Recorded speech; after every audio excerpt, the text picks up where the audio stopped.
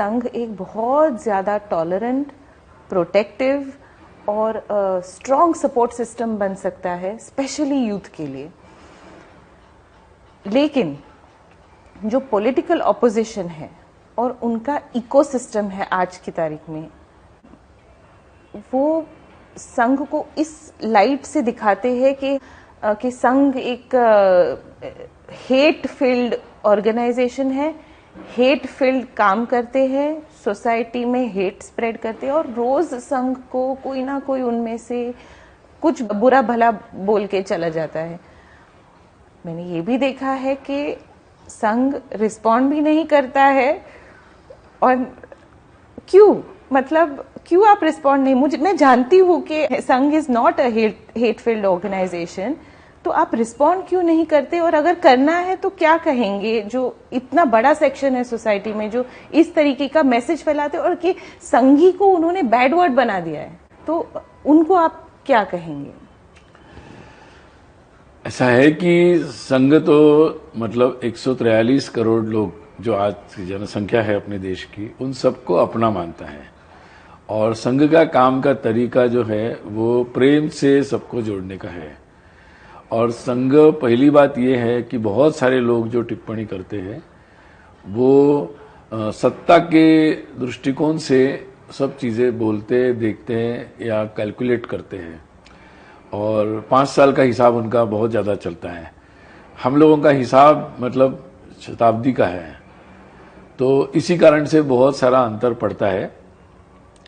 दूसरी बात यह है कि संघ जो है वो स्वाभाविक रूप से इस तरीके से काम करना प्रारंभ किया, तो संघ के लिए कोई भेद नहीं है, संघ सबके पास जा रहा है और संघ सबको अपना मानता है।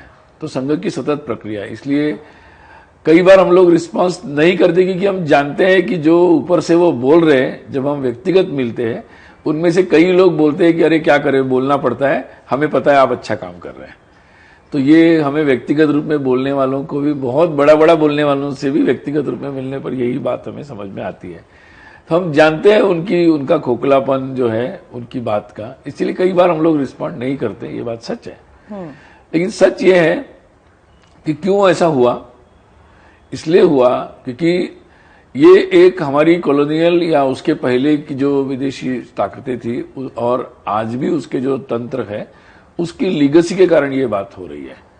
ये कई लोग हैं अपने देश में, कौन कौन अगर देते, अगर मैं लिस्ट करूं कि जो लोग संघ के बारे में बोलते हैं, कुछ लोग हैं कि जो देश में राजनीति ऐसी करना चाहते हैं, जाति के नाम पर लोगों को फिक्स करके राजनीति करना चाहते हैं, या देश में जो भी अपने प्लान्स है उनके, उसके लिए वो डिवाइड करना चाहते हैं। संघ बोलता है हिंदू सारा एक।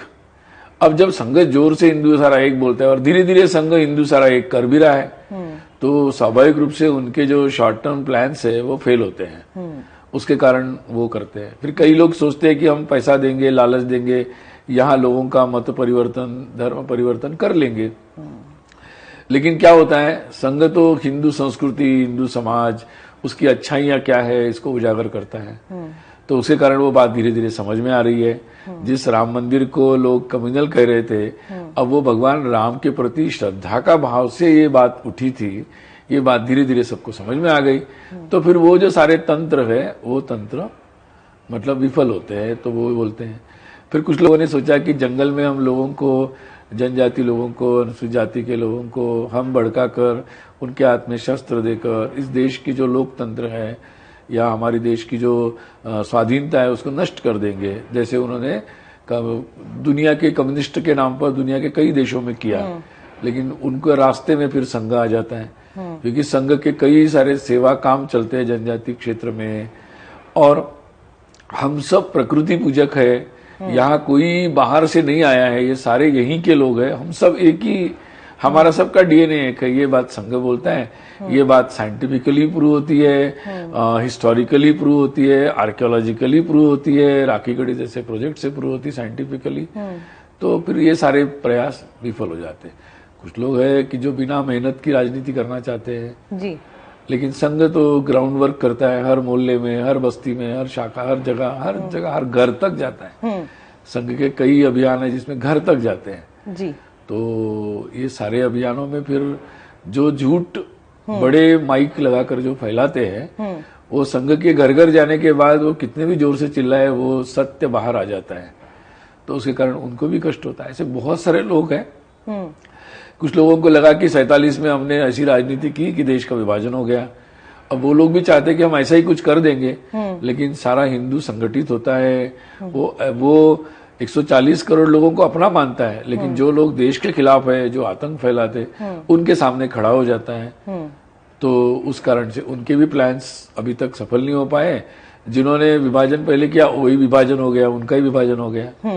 तो और दुनिया में भी पूरे आतंक के खिलाफ पूरी दुनिया खड़ी हो रही है। तो ये सारे बहुत सारे ऐसे विषय हैं।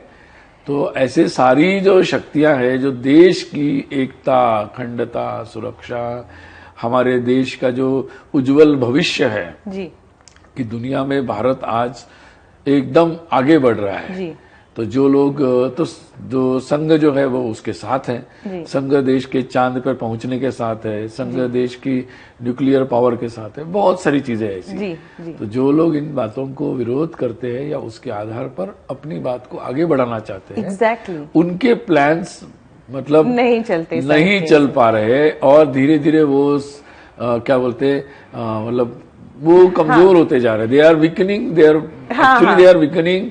और जो फ्रैगमेंटेशन करना चाहते हैं वो खुद ही फ्रैगमेंट में बट रहे हैं, उनके ही टुकड़े हो रहे हैं। करेक्ट। तो इसी कारण से ज्यादातर लोग विरोध करते हैं। हम लोग अपना काम करते हैं और हमारा रिस्पांस है, but not by words but by our actions.